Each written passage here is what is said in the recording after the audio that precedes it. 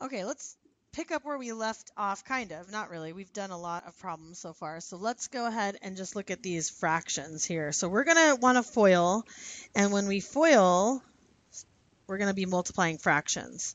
So 1/2, maybe I'll do the multiplication. Should I do it off to the side a little bit? I want to keep this organized. So let's do 1/2 times is going to be 2/3. Okay, that's our first. And then, of course, you know, it's going to be x times x, which is x squared. But we want to do the coefficients first.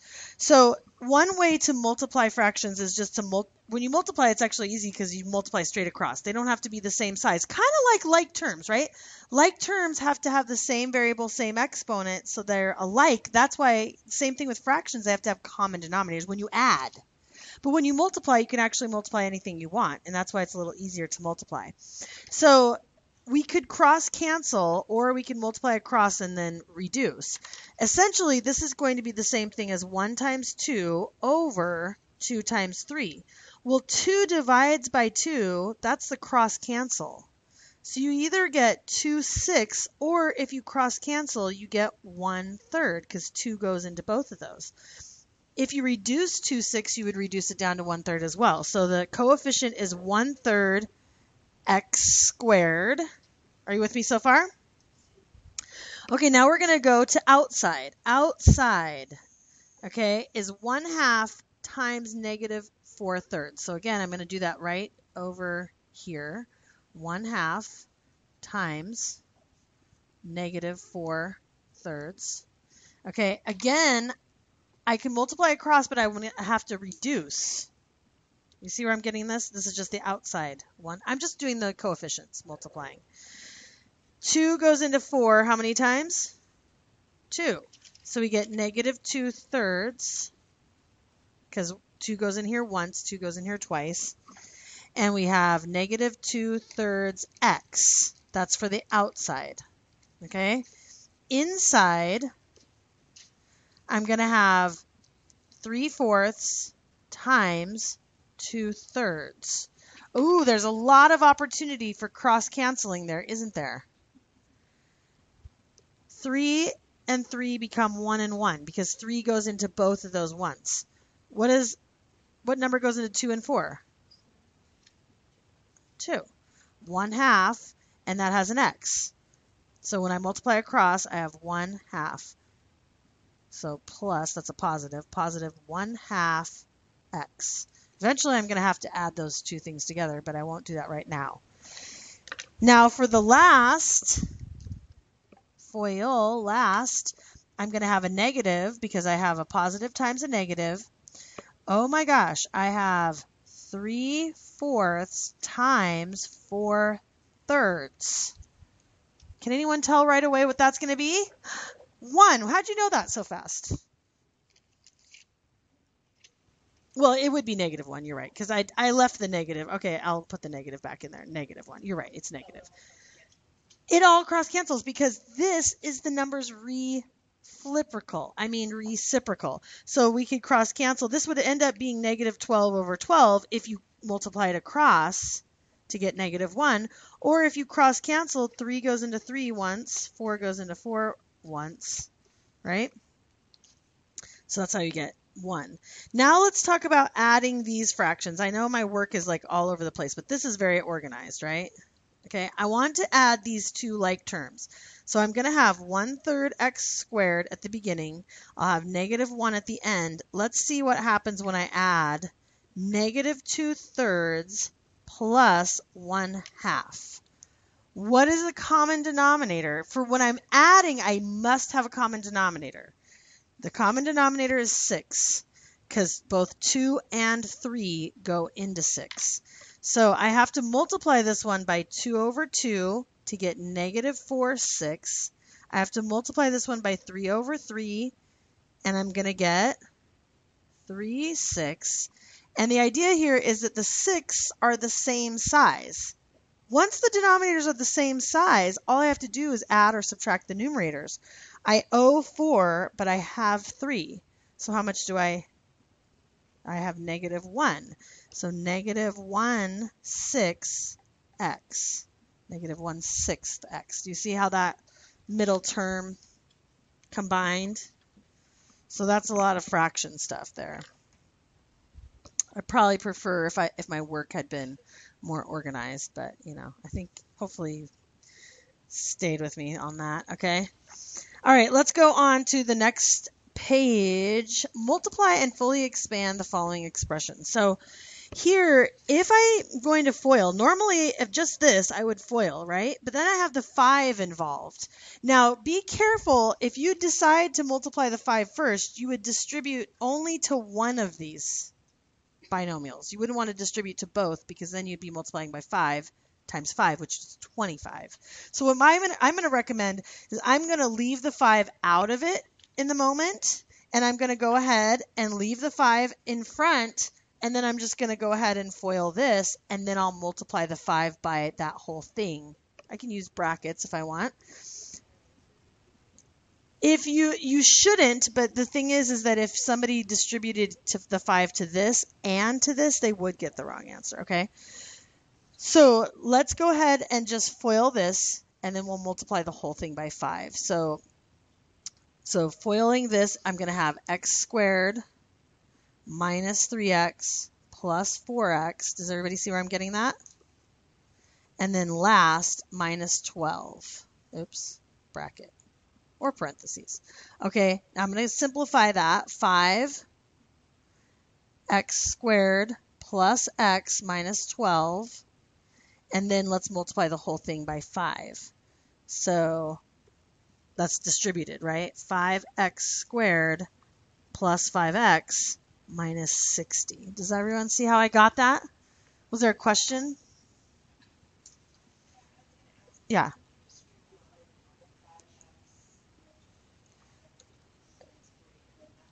Sure, I could have done that. Actually, I could do that. If you want to, you could do that. 5x minus 15, but only to one of them. Yes, only to one of them. I would give you the same exact answer. Let's just try it. 5x squared plus 20x minus 15x. It must be minus 60. 5x squared minus or plus 5x minus 60. Is that the same? Yep. Okay. Just so long as you don't distribute the 5. I've seen people get confused and distribute the 5 to both, but then you would be multiplying it twice, which would be 5 times 5, which is 25. So you get the wrong answer. Okay. Here again, you could either distribute the negative to one of these, or what I'm going to do is I'm just going to leave the negative out front and go ahead and FOIL these and then distribute that negative in the end. That way it gets, I think that's a little less confusing. So y times y is y squared. Y times 3 is positive 3y. Negative y is the inside, right? And last is negative 3. So negative y squared plus 2y minus 3. Now what happens when we distribute the negative to that whole thing? It's just like multiplying by negative 1, right? So it changes the sign of everything. Negative y squared minus 2y. What's the last one going to be? Plus 3.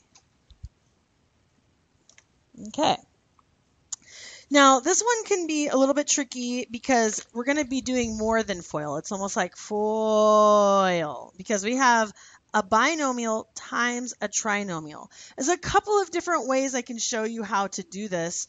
One way is to treat it almost like a 2-digit by a 3-digit multiplication.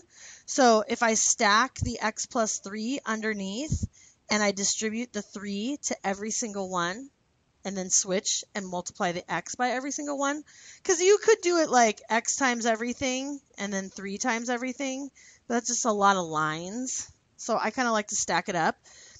Can you put the terms on the right side? Like what I did is x squared times x plus 3.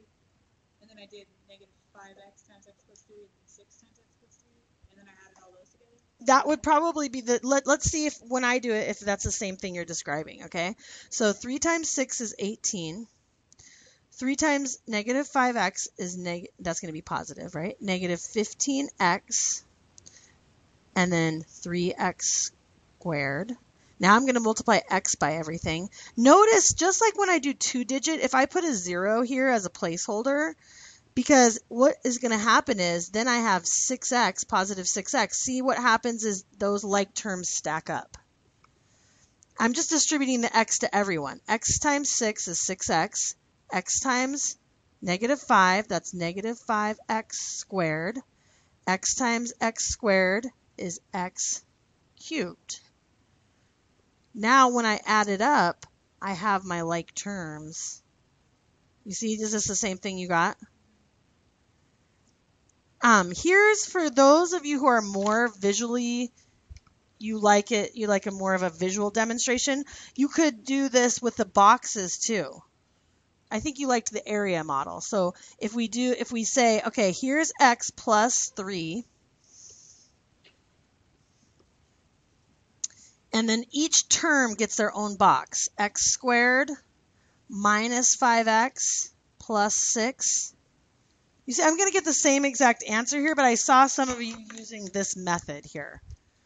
Okay, and then x times x is, or x times x squared, sorry. X cubed, x times negative 5x, right? X times 6. Yeah, are you with me? Okay, what about this? 3 times x squared, that's, yeah. 3 times 5, negative 5x goes here. Good. 3 times 6 goes here. Now, the reason why I showed that like 2-digit multiplication style, 2-digit by 3-digit, is because they, the like terms stacked up. Here, the like terms are just diagonal from each other. So, x cubed goes first, minus 2x squared. Do you see where I'm getting that? Combining those? So it's the same thing I got here.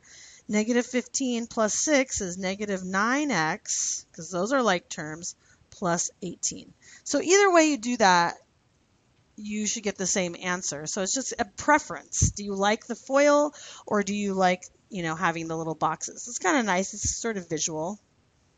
How many people like this method right here? How many people like stacking it up? Yeah. Okay. Whichever way makes the most sense to you, just so long as you get the right answer. How about that? Okay. And you show your work. All right. Find the volume of a box if the height of the box is twice the width and the length is 2 more than the width. So I like to draw the box, and this is something I've practiced a lot. Okay. My 3-dimensional drawings. When you're sitting in math class and you're super bored, you have to do something to occupy your time. Just kidding. I'm trying to be like V Hart. I can't do it. I can't. Vi Hart. Do you know who that? Vi Hart? She makes videos, math videos. Anyway. Okay, so we're using W for the width. That's the variable has already been defined. Okay, so the width. I'm just going to pick. It doesn't actually matter which one because you can rotate the box. Which one is the width? This looks like the width, okay? The height is twice the width. So what should I do to the width to get the height? Oh, the length, this is the length, so here's the height. Here's the length is equal to 2 more than the width. Okay, so does anybody know how to find volume of a rectangular prism? That's what this is. This is a rectangular prism. It's 3-dimensional rectangle, right? It's length times width times height. So the volume is equal to the length, which is W plus 2, times the width times the height, 2W. Okay? And now can we multiply it out? Yes, we can, right? So these are both monomials. What happens when you multiply this monomial times this monomial? What do you get? 2W times W. What is that? 2W squared. I'm just going to write it like this because this is easier to see the distribution. Now this is a monomial times a binomial, right? Monomial times a binomial. We're going to distribute 2w cubed plus 4w squared, right? Is that right? Does everybody see where I got that? Okay. And it's cubic. It makes sense that it's cubic because anything dealing with volume is cubic. Even the units, well, we don't have any units here, but the units are always cubic units. That's how you know you're dealing with something that is three-dimensional. Okay? Any questions before I stop the video and you do the group work?